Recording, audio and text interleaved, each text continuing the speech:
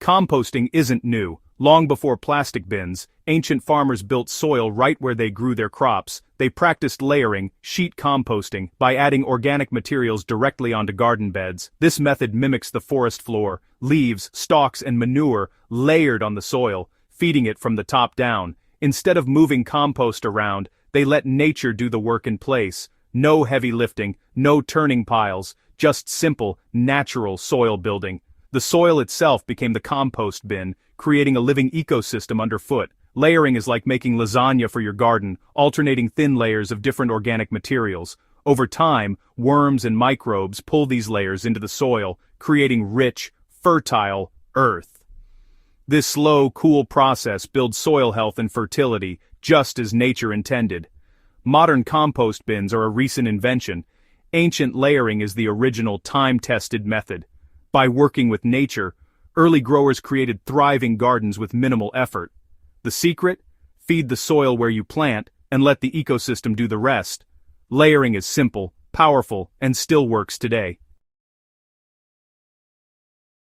Layering follows a simple recipe. Start with a carbon-rich brown layer, dry leaves, straw, or old stalks. This holds moisture and feeds fungi, building a strong foundation. Next, add a green layer, fresh grass clippings, kitchen scraps, or green cuttings.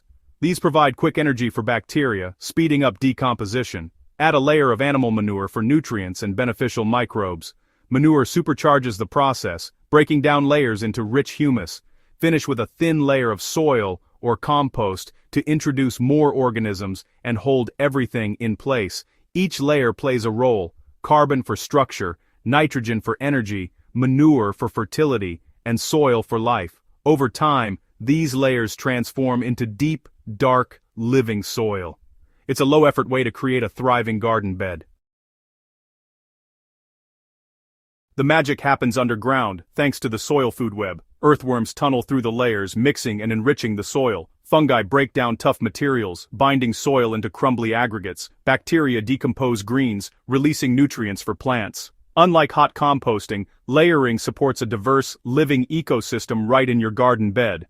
Plant roots grow into the decomposing layers, feeding directly from this living pantry. Nutrients are cycled efficiently, right where plants need them. The result: healthier soil, stronger plants, and less work for you. Layering turns your garden into a self-sustaining ecosystem. Industrial agriculture changed everything. Large-scale farms needed fast, uniform compost, so hot composting and bins took over. These systems produce quick results, but sterilize much of the soil life. The living connection between decomposing matter and plant roots was lost. For home gardeners, layering is still the best way. No heavy machinery, just natural soil building. It's less work, more fertility, and a healthier ecosystem. Layering lets you feed your soil directly, the way nature intended.